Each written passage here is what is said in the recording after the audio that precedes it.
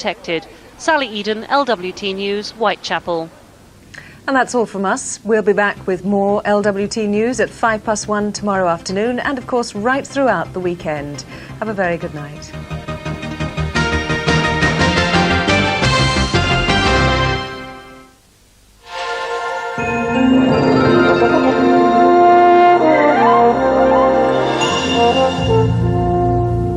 Good evening. Tonight we'll see any patchy rain tending to move east across the region and eventually die out.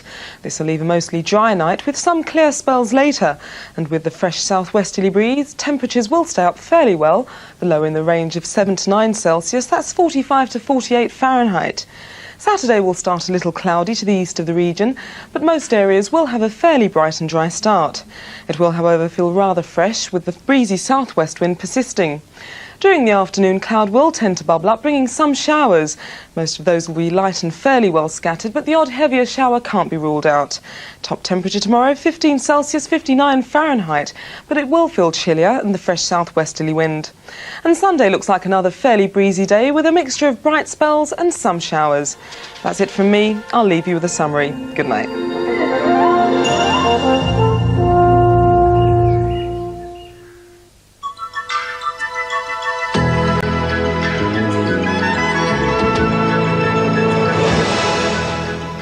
Hello there. Well, we're in for a fairly windy weekend with some pretty blustery showers, particularly in the more northern and western parts of the country. And that's all because this area of low pressure that's winding up today, that's its position for midday tomorrow. A lot of winds pushing in there, and with it some sprinkling of showers coming in across many parts of the country. Today we had a fair bit of rain coming in as well. At midday there it was across the Irish Sea. It worked its way gradually eastwards during the afternoon. It's going to continue to work east to clear the most eastern part of the country in the early hours of tomorrow morning. Behind it already a sprinkling of showers pushing into northwestern parts of Scotland. They're going to probably persist for many places overnight, but for the bulk of England and Wales, it'll be generally a dry night. Tomorrow morning we start fairly bright and dry down the most eastern side of the country. A lot of sunshine around, and particularly in the central areas as well. Those showers already into northwestern areas of Scotland, over Northern Ireland, and perhaps one or two pushing into the more western parts of Wales and even southwestern parts of England. As we go into the afternoon, I think the showers are becoming fairly heavy, particularly again in the northwest. Some of them also pushing into the more central parts of England and maybe even getting over to the eastern side of the country. But I think many parts of the east and south are probably going to stay dry with only a few light and scattered showers.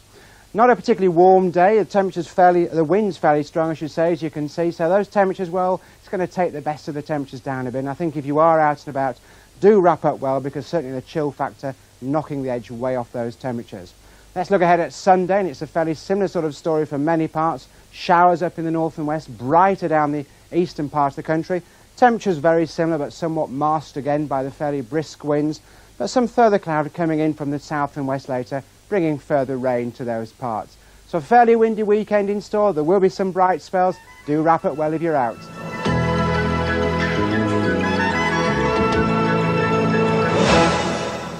Is Europe ready for this man? Henry Root, wet fish. Henry Root, wet fish. Henry Root, wet fish. Henry Root, wet fish. As seen on television. Mrs. and Mr. Root. Opening the door to the continent. George Cole, Route into Europe, starts the 17th of May on ITV. Victoria Wood on Others. Lots of my friends are having things done. A friend of mine, a little bits taken off here, bits taken off here, bits taken off here. But there's so many bits left over, they made her up a matching handbag in the end. On Politics. I think the only time there would be a mass uprising in this country is if they banned car boot sales and caravanning. On Philosophy. Like if there's a heaven, which I doubt, because I think the people from hell have probably bought it for a timeshare. Victoria Wood. I see your highlights need doing. Sold out. Saturday, 9:25 on ITV. Now on London Weekend Television, April's Crime Monthly.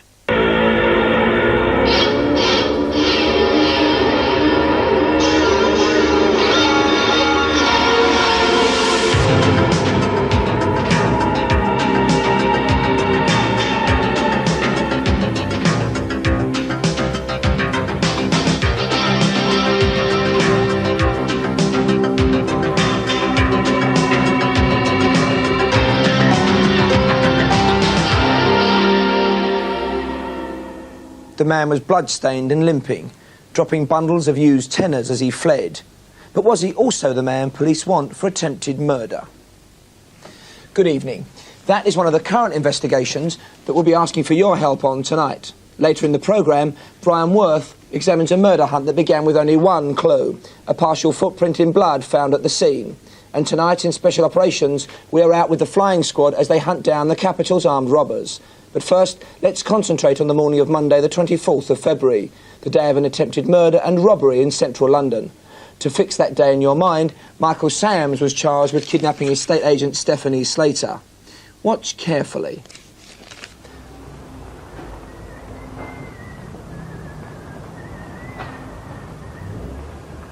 Sadiq Koksal, known as Barry, is bagging up the weekend's takings of £15,000 from 3 Turkish restaurants he manages in Marylebone. An old flatmate has called by. Well, Barry, I'll have to be off. Well, by the way, before I forget, there's a letter back at the flat for you. I'll tell you what, I've still got my key. I'll meet you over there. OK, then I'll see you 5 minutes' time. OK. All right. 5 minutes later, and Barry himself sets off to bank the takings, which he's wrapped in an anonymous plastic bag. On his way to the bank, he turns right into Riding House Street. He then turns right again into Middleton Buildings to stop off at his flat to see his old flatmate who's waiting for him. Barry often leaves the door to his flat on the latch.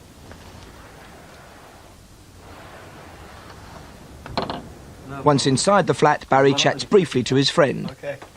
See you later. After a few minutes, his friend leaves. At some time during the next 10 minutes, while Barry is preparing to leave for the bank, somebody else has slipped into the building. Push the bag, you bastard!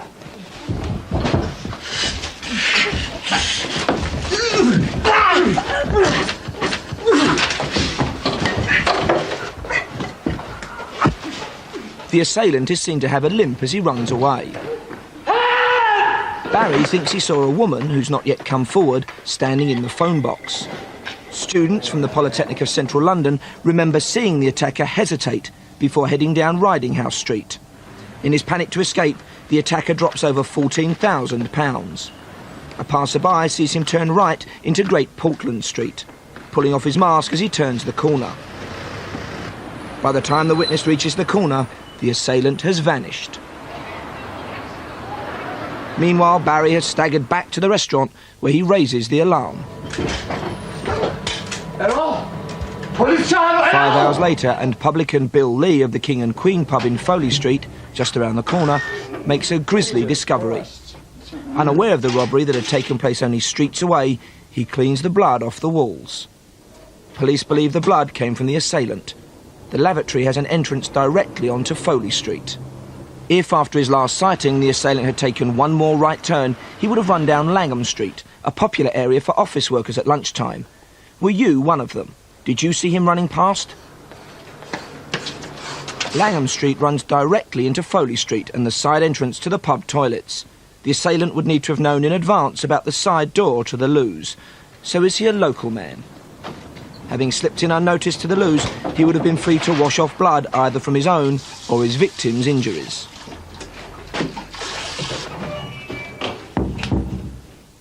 I'm joined now by Detective Sergeant Duncan McKelvey, who is investigating this attack. Duncan, Barry put up a very brave struggle against his assailant. How is he now? He's made a great recovery. He's looking forward to going back to work now, and he's been helped by a fantastic work by a member of the public who saved his life by doing some great first aid at the time.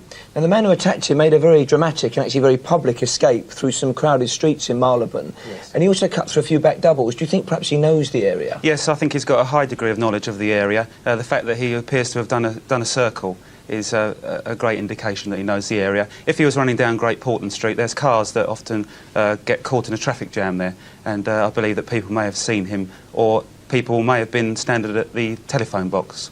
And of course he actually went into quite an unusual side entrance into that pub to find those loos. That's correct. He must have known that he could have gained access to the pub without being noticed from the bar and used the toilets to wash off the blood from Barry. So obviously you want to hear from anyone who was around Marylebone High Street that day at about 12:15 who could have seen him. That's correct. People going to and from luncheon or sitting in their car in the traffic jam, that's right. Thanks very much for that, Duncan. Well, if you can help with this investigation, please ring the crime line now on 071 230 2301. That's 071 230 2301. There'll be someone there throughout the programme tonight to take your calls. Our next appeal involves a combination of abduction and extortion. We are calling the victim Derek Palmer, but it's not his real name. Although an adult, Derek has the mind of a young child. His ordeal started on Monday the 23rd of March, and that was the day that the England cricket team was celebrating their dramatic victory over South Africa in the semi-finals of the World Cup. Let's see what happened.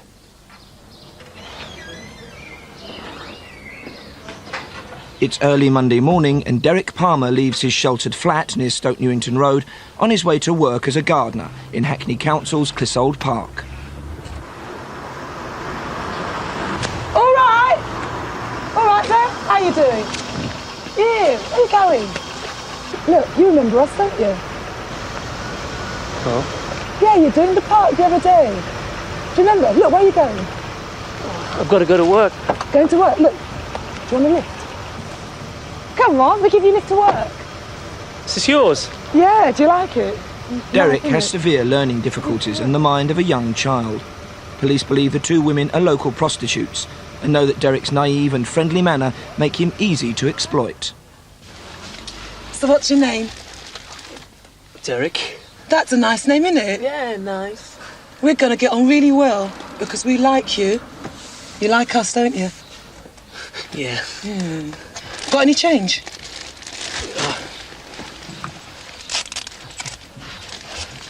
I'll just borrow that. Do it back to you tomorrow.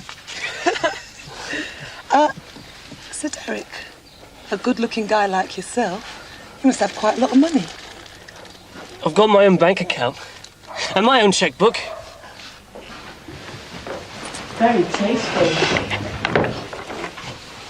All right, so where's your pen?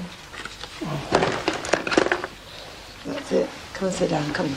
Back in Derek's flat, the women write out a pay self-cheque for £100. All right. And although What about Derek that cannot cheque? read or write, he is able to sign his own name. That's it, good. Now, you take that to the bank, right? And then you come straight back here. You get that money out, you bring it back here, okay? Now, don't tell anybody, will you?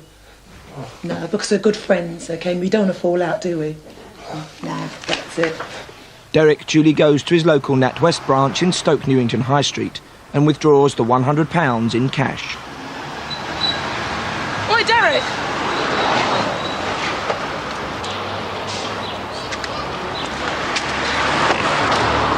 Did you get the money?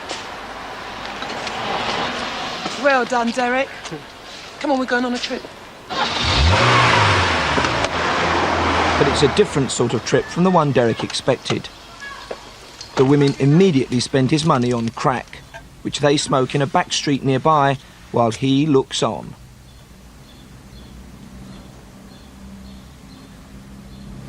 Next, they take Derek to a flat, which he remembers being in sight of Arsenal's football ground at Highbury. And at some point, Derek remembers hearing children's laughter. Cheers. Derek also remembers a bearded man in the flat, probably a boyfriend. I'm hungry, please. Oh, Derek, did we forget you? Oh, I'm sorry. By now, hungry and clearly distressed, Derek is also in need of his daily medication for epilepsy, without which he could die. Here you go. Later on that night, he is put in a room on his own with just a sheet to keep him warm.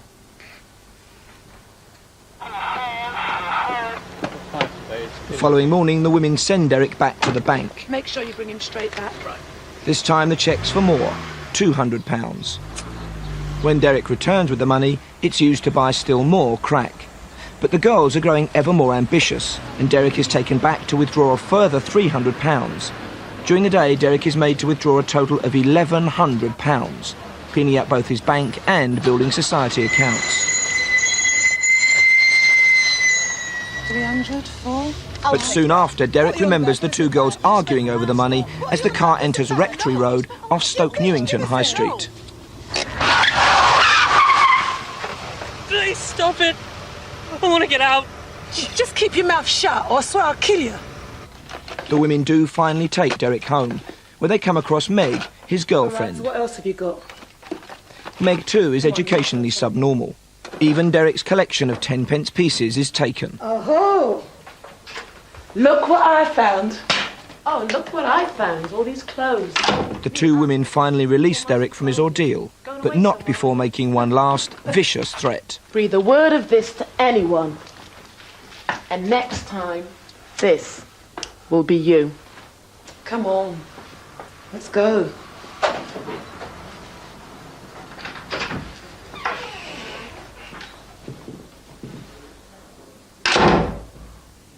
I've been joined now by DC Lee Etherington.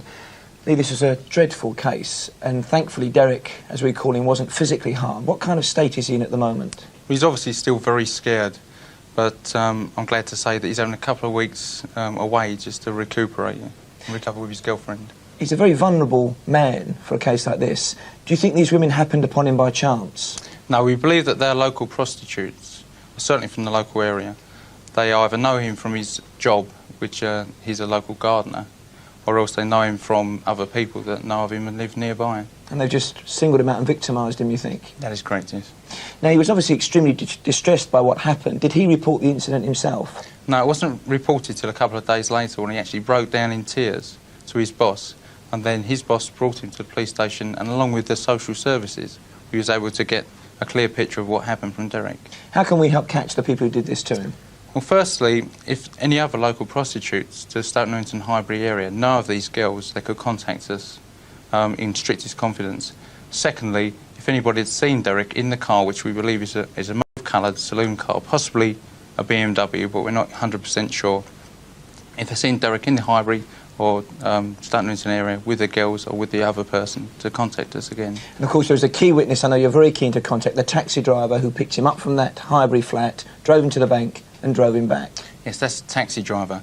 He's very important because he picked him up and knows the address. Knows the address from Highbury. Thanks very much for that, Lee. Well, if you can help with this investigation in any way, please ring the crime line now on 071 230 2301. That's 071 230 2301. All calls will be treated in the strictest confidence. In Special Operations tonight, reporter Ralph Jones is with the Flying Squad, patrolling northwest London. There are 4 flying squads in the capital. They deal with most of the major robberies, including banks and cash in transit. Yes, narrow it down. Yeah, could you hurry it down to the scene? I need your assistance, over. I don't know where the scene is, do you? Just Park Row, mate. The Flying Squad robbery car. Its job is to respond instantly to raids on banks, building societies, betting shops and jewellers.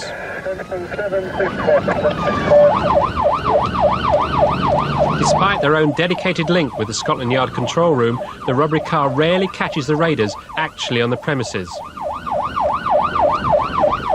Their job is to collect the evidence and interview the witnesses before they disperse. Yeah, this is at Lloyd's.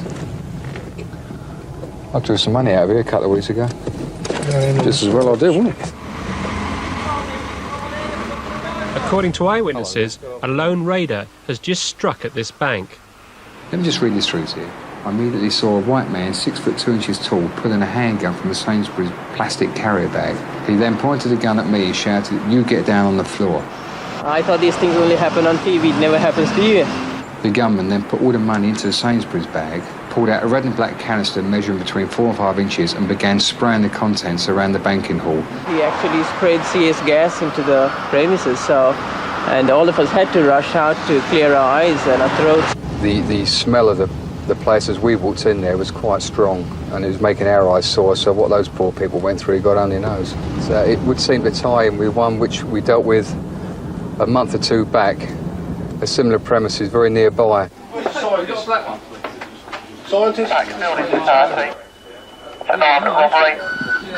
It's back at their offices in North London that the job of sifting through the evidence begins.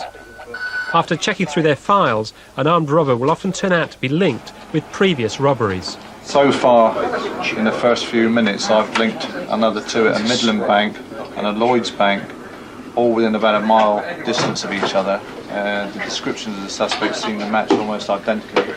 As a result, the squad often find that they already have a picture of the suspect on their walls. this can lead to an immediate arrest or to a surveillance operation. This afternoon, the squad is tailing one such suspect. Yeah, contact with Tilbury. He's trotting and he's in front of the tyre exhaust place and he's standing outside the front and it's a loss to Tilbury. Several cars are involved in this surveillance operation. And he's coming up alongside you, Brian, and I can't go with him. I'm going to be held at the lights, you'll have to take him. He's on your near side by the van. Geordie, if you cover the lights till we get out this traffic. He's slow moving, and he's near side of 2, and it looks like a stop. The flying squad has a waiting list, doesn't it? I mean, people want to join it, presumably. That's right, yes, they do. It's, from a detective's point of view, probably the pinnacle of your career, to be quite honest. You could be on the same job for 6 or 7 months, which can be boring, gutty, but to be perfectly honest, if the day ends with a great success, you do forget the boredom. Yeah, relay Geordie, it looks as though he's gone to another car. Any more details, Geordie? It's just before It looked like the suspect might be on his way to a raid, but his route is so erratic they conclude he's actually looking for a drugs deal, and the surveillance is stood down for today. It's a burial. It's a burial. Oh, so that's right. Yeah. He's either going to be there as they come out the chapel, or alternatively, he might turn up at the graveside. Yeah.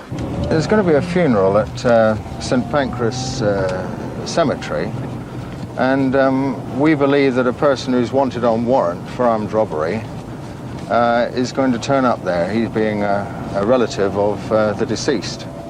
First, they do a reconnaissance. It's in this region. There's one over there, look. Oh, that could well be it. YTS? You're not taking YTS out to play as well, are you? Not to. Run out of policemen. What we intend to do this afternoon, if hopefully we're going to turn up, is obviously arrest him initially for the warrant and then for the 2 robberies. It's going to be down to either position 2 where Laurie is or position 3 to identify him initially and then determine when's the best time to cope. Yeah, as yet nothing, but just keep your eyes open, mate.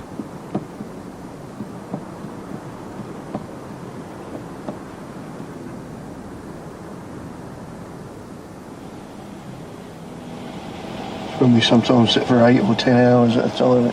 In the hope of something happening. It's just arrived, over. Yeah, there's 2 official, there's the main one, and then 1 more official car, and then 2 others. They will tell you afterwards that it's a relief as such that they've been caught at long last, because they get these, they become paranoid about it. They're looking over their shoulder. They turn a corner, if they look behind them and the chap that was walking along the other street still behind them, they're convinced that it's old Bill. No trace, it's all gone past me. Security. Yes. Do you want me to stay or leave, over? No, all stand down. There's no trace of the suspect. Stand down. Over. The main armed response in the event of attack will come from OP1. From that observation point will come 5 armed SO-19 officers. The flying squad will also stake out likely targets. A suspect has been spotted watching a post office. The squad believe the gang may be planning to rob the next post office delivery van. The purpose of gunship 1 is to block the bandit car. For this operation, the flying squad are backed up by a specialist firearms team. The delivery takes about a minute to complete, and obviously during that time we've got to be careful that there's no suspects hanging around and that the safety of the guard is paramount.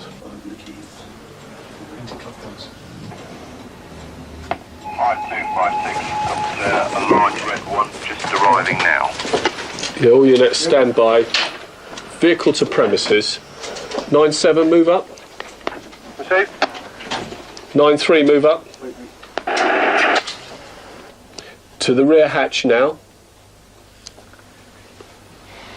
I see 1 male behind vehicle towards guard. Stand by. Yeah, clear of guard. Guard still standing by hatch. Driver's seat, engine on, waiting to manoeuvre. Manoeuvring now. Off north, no suspects. Without suspects being seen, I've got very little hope that anything else will happen now.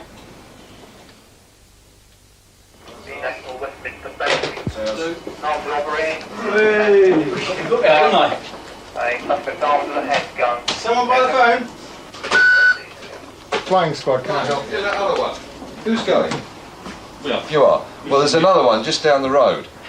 You got Bloomsbury Way, it sounds like it may be the same geezer. Sounds though he may have done the NatWest and then the Alliance and Leicester and then had it away in a taxi. Could we get hold of that taxi, see if it's a radio cab or something? Keep us up, Dad. I've got the bleep gun. 2 robberies have just been reported within yards of each other. There's a possibility that the same guy's done the pair. Very close, aren't they? Almost next to each other. Manager? Sergeant Freeman from the flying squad. Can you let us in? Yeah, £2.5 grand. Apparently we've got somebody now. Respectable looking, dark hair, blue jeans. He had a blue jacket on, but when he took the blue jacket on, it was a red jumper. It looks like he got nothing at Bloomsbury and came straight in here. Straight in here. What does that say to you? Well, desperate. He would appear to be desperate for money. Failed on one. If he'd succeeded on the first one, the chances are he probably wouldn't have attempted this one. We just come in, waving his gun around, shouting. Kept saying, you know, give me the money. You've got 2 tills. He just seemed to think that we had 2 tills and I wasn't giving him all the money. You handed over some money to him? Yeah, but in the end I had to hand it all over to him. He wouldn't accept it. Did you see the gun at all? Yes, black. Small handgun. But it didn't look like a gun. Do you know the difference between a revolver and a handgun and an automatic? An automatic has the appearance of being sort of squarish in shape. Yeah? Sort of the type of gun you see in the James Bond type films. Yeah, it looked like that. Like that? Yeah. I just followed him out and saw him got into a cab. And you got the cab number? Yeah. As he fled, the robber dropped his jacket. While the scene of crime officer gets to work, Detective Sergeant Mick Freeman is on the phone to Bow Street, the local police station. A man has been arrested with a gun. And was he arrested in the street? He was arrested in the back of the cab. All for people who came. What, live? Live one? Mm-hmm. Nasty. No, the gun is real. 3 in the mag, none in the breech, and it wasn't racked. Silly boy, fancy using the real thing. The next stop for the team is Bow Street, where the prisoner is being held. He's been intercepted and captured in the back of the cab by the crew of the local patrol car. I just basically sat on him so he couldn't move as much as possible. And luckily, he then, when the gun was dropped, we threw the gun away up into the parcel shelf. Did you think for a moment he might make a move for his gun? He made a move for his gun just before I sat on top of him. It happened very quickly. I think he's very lucky. The prisoner is now the flying squad's responsibility. He'll be interviewed by them and then transferred back to the flying squad's base in North London. Eventually, he admitted on tape, in front of his solicitor, the attempted robbery at the National Westminster Bank, the successful armed robbery at the Alliance and Leicester Building Society, and I'm looking into other matters now.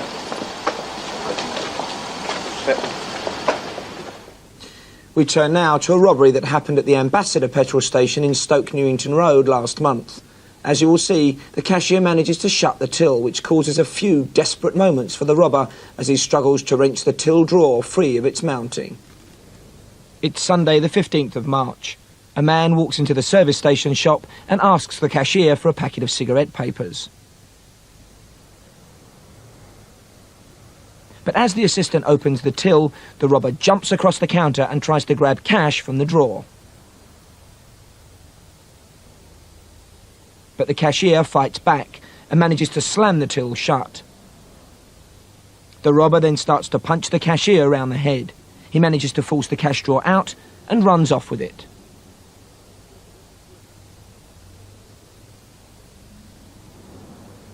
Here he is again. Do you recognise him? He's aged about 30 and is 6 feet tall. He was wearing a dark bomber jacket and dark trousers. If you know him, call the crime line on 071 230 2301. That's 071 230 2301. After the break, we've news of 3 armed raiders convicted as a direct result of a Crime Monthly caller, and we'll be asking for your help in catching the grave robbers of Wootton. That's after this break.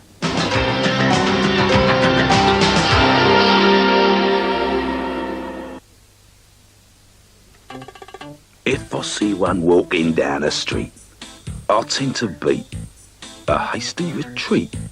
I walk on by.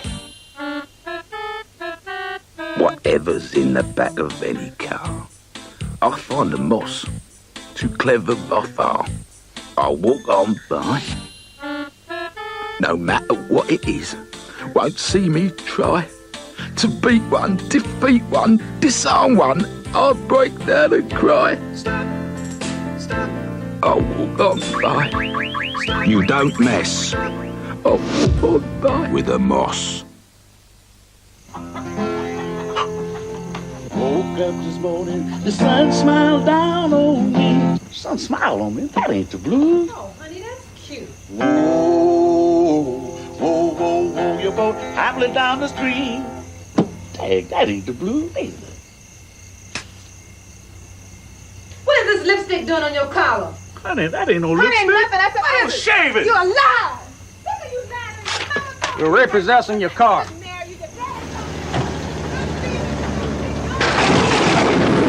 son. And I ain't never coming back. Saddles is my first name. Last name is Misery. I lost my woman and the rain is coming down. Oh, yeah.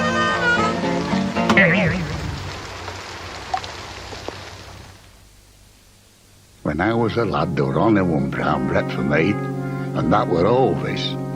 I were weaned on it, schooled on it. I went to work on it. So it came as quite a shock when Ovis brought out a white slice loaf. But I might get over it. Ovis, as good today as it's always been. Now, the Leeds new home arranger is every home buyer's dream. He takes away the hassle and he doesn't cost the bean.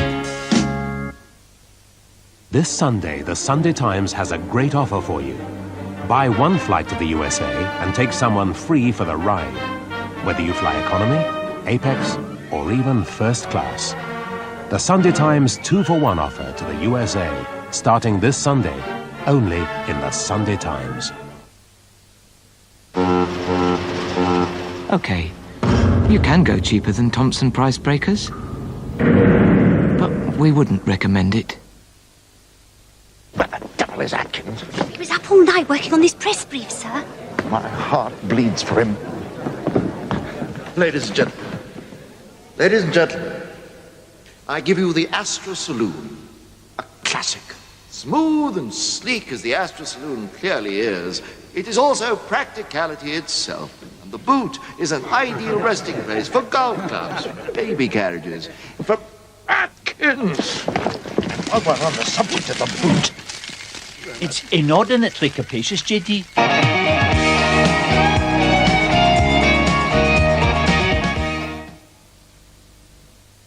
Chris Eubank defends his world title against America's Ron Essett, live tomorrow, 10:30.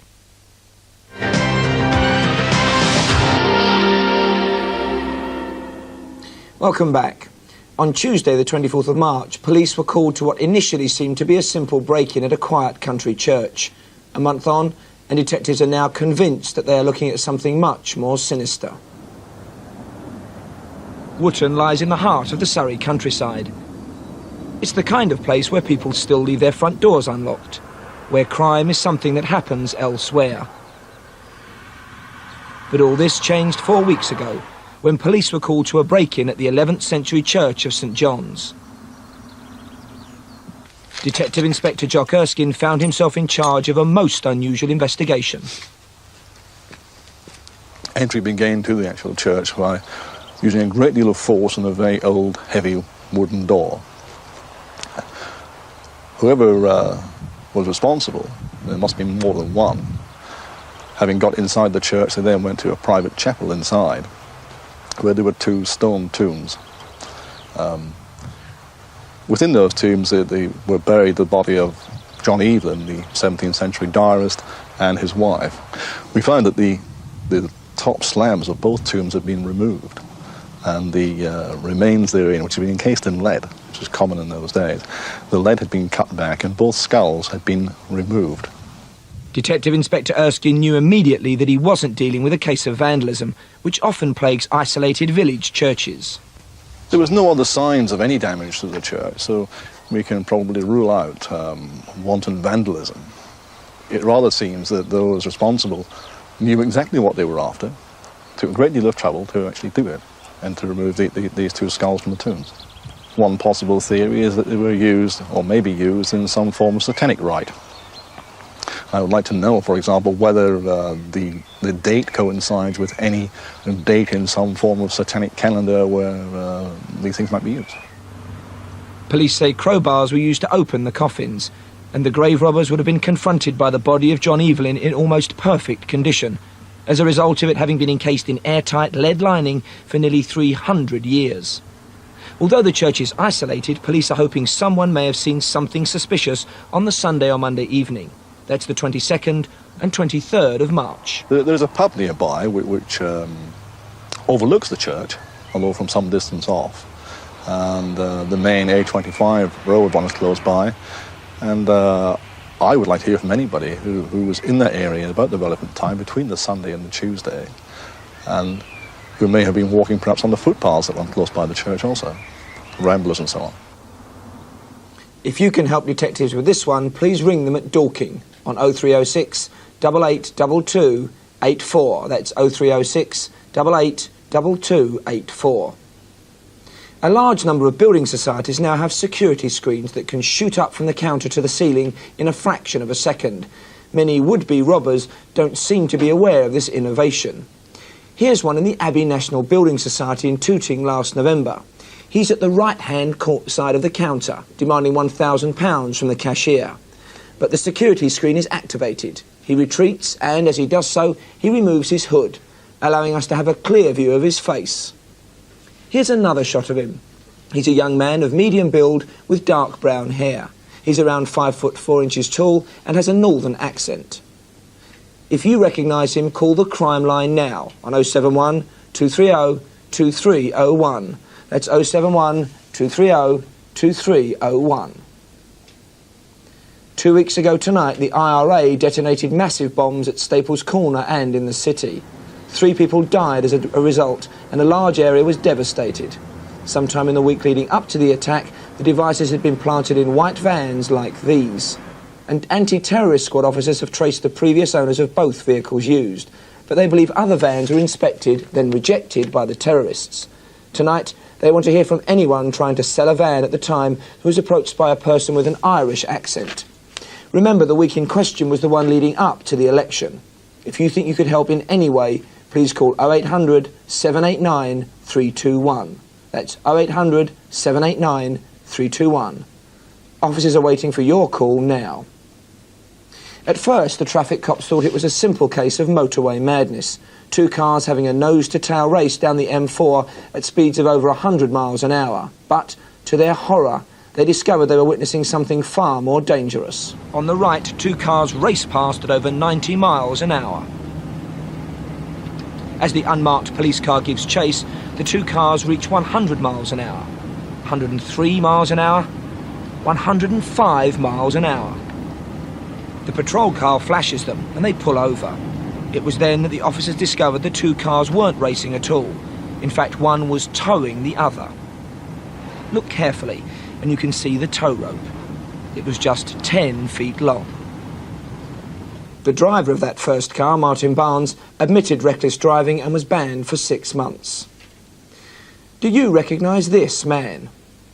This is the latest photograph of 29-year-old Mark Gray, who also uses the aliases of Mark Gray and Gary Curtis. Hertfordshire detectives think he may be able to help them with their inquiries in connection with a series of credit card and bank frauds in London, Hertfordshire, Norfolk and Devon, totalling £35,000.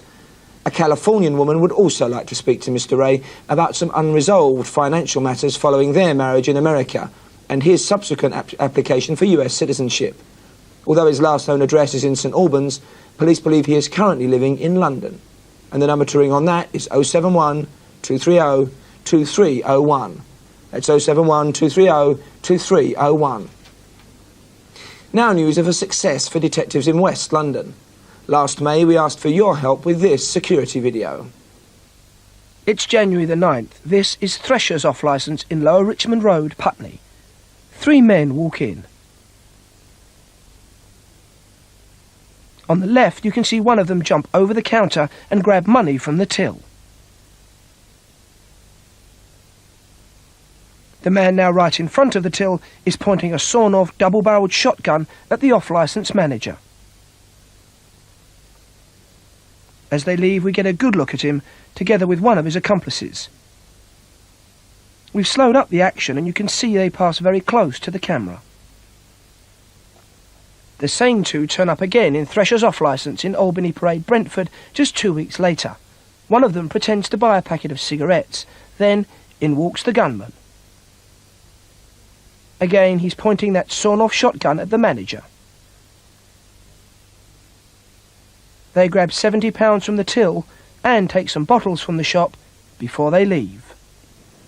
Immediately after we showed that video, a Crime Monthly viewer contacted detectives with the name of one of the villains.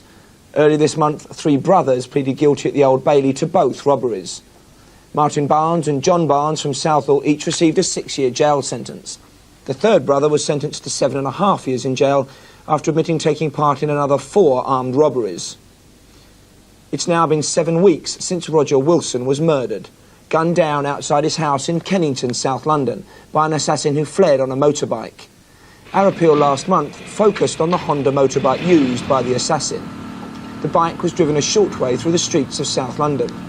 Eventually, it was found abandoned in an underground car park. It was here that the rider had tried to set fire to the bike. Tonight, detectives have released an artist's impression of the man they want to question about Mr. Wilson's murder. This is the man who brought the getaway motorbike 2 days before the murder. He's about 30 and of a slim build. He had a thin face with a long nose and hadn't shaved for a couple of days. That dark jacket had a word emblazoned across the left breast pocket, possibly Atlantic, and he was wearing light-coloured jeans. He was also wearing dark woolen fingerless gloves. If you have any idea who he might be, contact the incident room on 071 277 0619 or ring the crime line on 071 230 2301. That's 071 277 0619 or 071 230 2301. Last month we transmitted this appeal for help with an off-licence robbery in Kennington. It's just before 10 o'clock last Saturday night. The man enters the Augustus Barnett off-licence in Kennington Road, South London. Within seconds he produces a gun.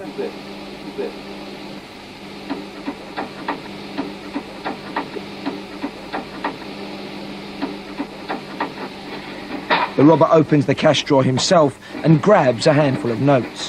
The sales assistant points out that the robbery is being recorded by security cameras. 3 weeks ago, 2 men were arrested and charged with this robbery and one other at the same off-licence at Kennington. They are currently awaiting trial. In tonight's casebook, Brian Worth, former head of the Met CID, looks at a long and complex murder investigation. Detectives had a prime suspect, but their case would collapse unless they could connect him with the one clue left behind at the scene. Actors play the principal characters, and the investigation has been recreated from police files on the case. Sometimes a chance comment from a routine interview can change the course of an investigation. In tonight's murder case, it allowed detectives to focus their inquiries on one individual. But such a move is not without risks. It does increase the chance of a murder squad cracking a case. But first, they have to be sure they've got the right man. There. See what I mean? That's what's causing your damp rot. John? In June 1989, John Omakoje, a trainee solicitor, was sharing a flat in Ilford with his girlfriend, Liz McCormack. The stopcock's been leaking under the floor into the plaster. Oh, yeah? Well, you fixed it now. Well, I fixed the leak. But if you don't get something done about this dampness, it'll cause you a lot more trouble. Especially with your neighbours. Yeah. Yeah, we'll sort something out.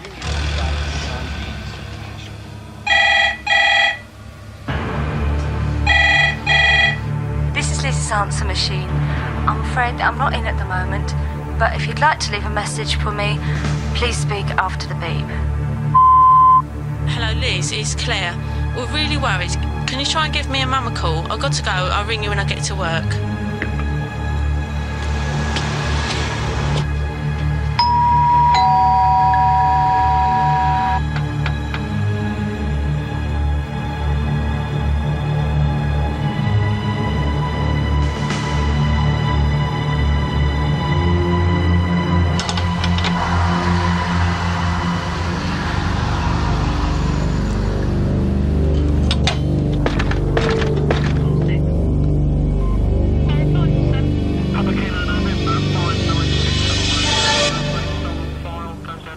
The worst fears of Liz McCormack's family were realised. Immediately, a murder squad from one area's major investigation pool was set up. It was headed by Detective Superintendent Jeff Parrott. He was assisted by Detective Sergeant Paul Reeves. Her name's Liz McCormack. The locals sent a PC round to check the house out. She hadn't answered the messages her family had left on her answer phone. Hadn't been in at work since Tuesday. Liz McCormack was found dead in the hallway of her own home, savagely attacked moments after returning from work. Well, whether it was forced entry, she was careful enough to sweep this into the corner. Probably lay in wait for her. Did she live here with anyone? Until recently, she shared with a boyfriend, John Omakoji. They split up a few months ago. He's currently on bail. Yes? Accused of raping her. Well, that's a good place to start the investigation. Where is he? His bail condition requires him to live in Eastbourne with his parents.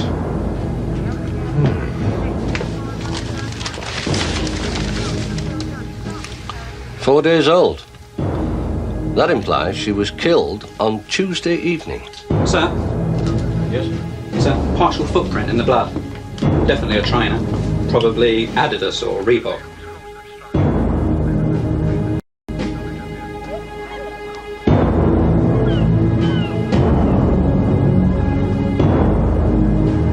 Detective Sergeant Reeves and a Detective Constable Ray Wood went to Eastbourne that same afternoon to question Omakoje. Their first job was to find out if he had an alibi for the previous Tuesday. Yeah. I was in London. I went to Law Society Library in the morning and then went on to a football match. Who was playing? Leyton Orient and Everton in the Cup. Then when I got down to the ground, discovered it was all ticket. So I came back to Eastbourne on the train just after 9 o'clock. Satisfied? Just a couple of more questions. Do you own a pair of training shoes, John? No, I don't. Never have. Listen, I know my rights. I'm not just going to sit here and put up with all this. You bastards barge into my house. You invited us in, John. And now I'm inviting you out. I'm not answering any more of your questions. Please yourself. John Omakoji, you're under arrest in connection with the murder of Liz McCormack. But with no real evidence to link him to the murder, Omakoje was released a few hours later. And with Liz McCormack dead, the rape charge was also dropped. He was now free to come and go as he pleased. Omakoji has an alibi for the day of the killing. Our job is to destroy that alibi. But until then, he is still only a suspect. We must keep an open mind on this one. First, every known burglar in the area is to be interviewed. Well, it could be a case of a burglary going wrong. Second, we're going to talk to Omakoji's friends. All of them. We need to know everything there is to know about our main suspect. Sir? And remember, Omakoji is still only a suspect.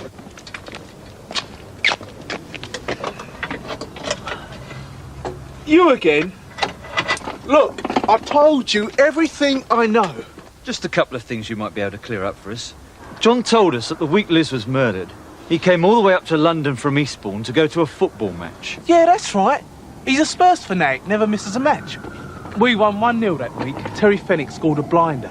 But that was on the Wednesday, the day after Liz was killed. He said he'd come up to town on the Tuesday to go to the Leighton Orient Everton match. Leighton Orient? Nah, John wouldn't waste his time with that bunch. You sure you got the right match? He'd never go and see anyone except Tottenham. How's it going? Any sign of the weapon? It's an axe. Oh. We haven't found it. We only know that because forensic worked it out. 6.5 centimetre blade. I'm sure it'll turn up. Yeah.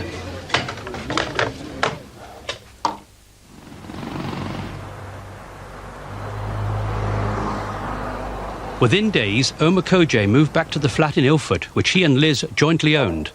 He complained to the police that they had caused damage while examining it for evidence. Mr. Omar Kojay. Morning. Oh, thanks for coming. All right. No, it's not much, but there are a couple of things still messed up. Look, along the hallway.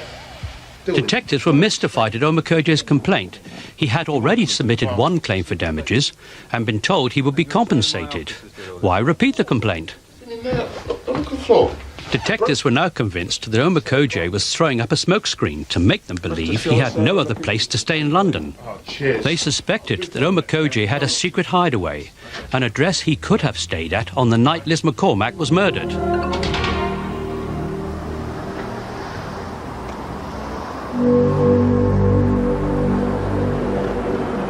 Hey, listen, mate. What the hell do you think you're doing? You might be in plain clothes, but I can still tell you're the old Bill. What? I live just round the corner, mate. I'm going home. Omar Kojay was beginning to get nervous to the point of paranoia. I missed you last night. Hey, Neil, what? David wouldn't let you out or what? Something like that, yeah. Yeah, this guy thinks I'm a copper. What? Nah. I thought you were someone else. I'm sorry. My mistake. Okay? Forget it. I'm sorry.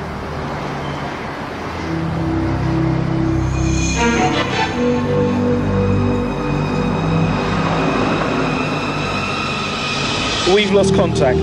Towards you, Dave. I see him.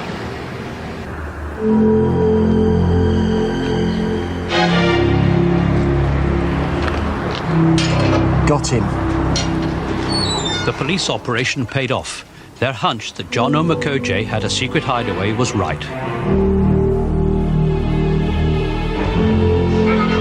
John Omar Kojay, a search warrant for this address. He made the mistake the team was hoping he would. He led detectives to the address he had tried so hard to keep secret from them. A small bedsit just 1.5 miles from the flat he had shared with Liz. Funny thing to keep in a briefcase, John. A month-old newspaper. I forgot to throw it out. You weren't reading the preview of the Leighton Orient Everton match, were you? Guff. And then there's a shoebox. New shoes, are they? To replace the ones you might have got rid of. And what's this? Thought you said you never wore trainers. I'd say they were Adidas, John. What would you say? It's me and Liz on holiday. Oi! You can't take that! It's got evidence in it! What did you say? I need it. There's some numbers I have to have. That's all. I mean, I have a right to my friends' phone numbers, don't I?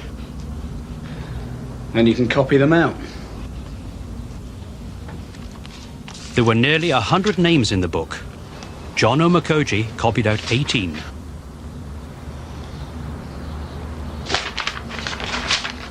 Okay, I'm done.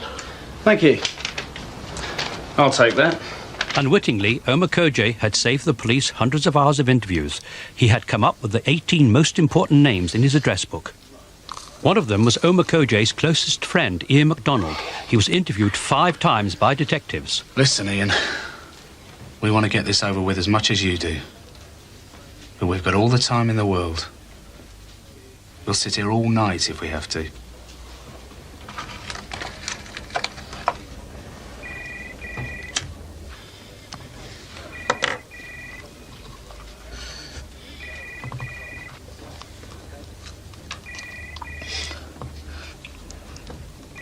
I don't know anything about this. But you know he can't drive. So I gave him a lift. He just wanted to be dropped off near the flat. Wayne.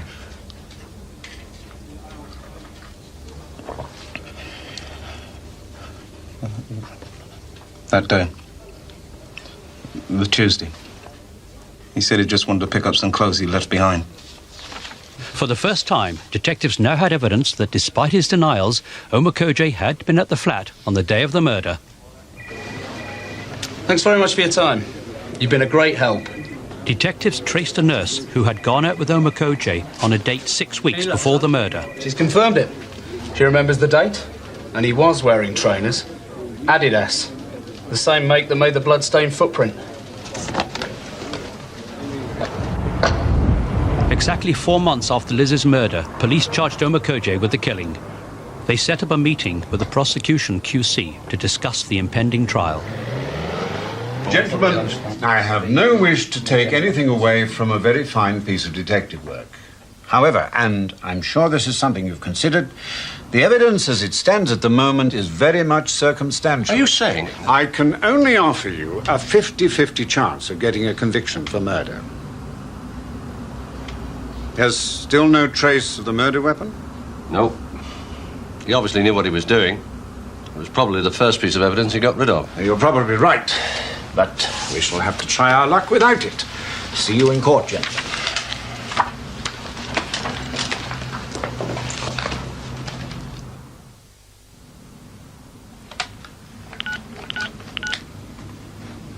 Which service do you require? Hello? Can I be police? Putting you through. Just weeks before the trial, a builder treating the damp rot caused by Omokoje's leaking stopcock stumbled across a vital clue. I thought the boys searched the flat. Well, I only found out when I looked under next door's floorboards. The axe was a crucial piece of evidence, not just because it was the likely murder weapon, but because it had been hidden in a place only 3 people ever knew existed: the plumber, John Omokoje, and Liz McCormack. Hope I've been wasting your time. When it might not be a murder weapon. 6.5 centimetres. Exactly the length forensics said it would be. No, you haven't wasted our time. Not at all. A detailed forensic examination of the axe concluded it was the weapon used to kill Liz McCormack. Omokoje may have escaped the rape charge, but not one of murder. He stood trial at the Old Bailey in May last year and pleaded not guilty to murder. But halfway through the trial, with the evidence stacked against him, he suddenly changed his plea, admitting he had killed Liz McCormack. He was sentenced to life imprisonment. I've been joined now by Brian Worth and the real Detective Superintendent Jeff Parrott, who's since retired. Jeff, why did John Omokoje kill Liz McCormack? I think there's little doubt that he committed this murder to prevent Liz giving evidence against him at a rape trial, which was imminent. Had she pursued this matter through the courts, then there's little doubt it would have jeopardised his aspirations, in fact probably totally destroyed them to become a solicitor. Now, it's a case of painstaking twists and turns and lots of excellent work by your team, but it seems like the finding of that axe was crucial. There's no doubt about it. The finding of the axe was the difference between a conviction and an acquittal. Janet Gilbert, the scientist, told us at a very early stage that if we produced the weapon, she would provide the proof. She was true to her word. The striations she matched on the axe with those of a wound in the body proved that that was the weapon with which he'd committed this murder. This is a fact which was never challenged by the defence throughout. Thanks for that, Jeff. Brian, case with an underlying tragedy, in fact. Yes, for me, on a purely human scale, the irony is that the rape charge would probably not have been proceeded with, which made the whole thing more pointless.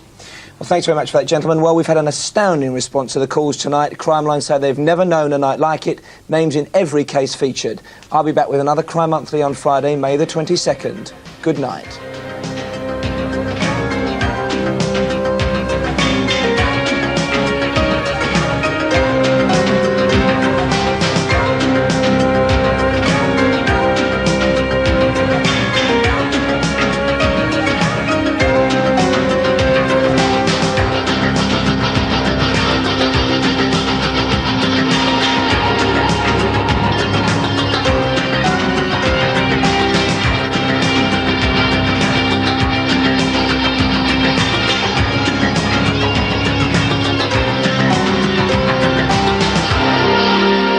anniversary of one of the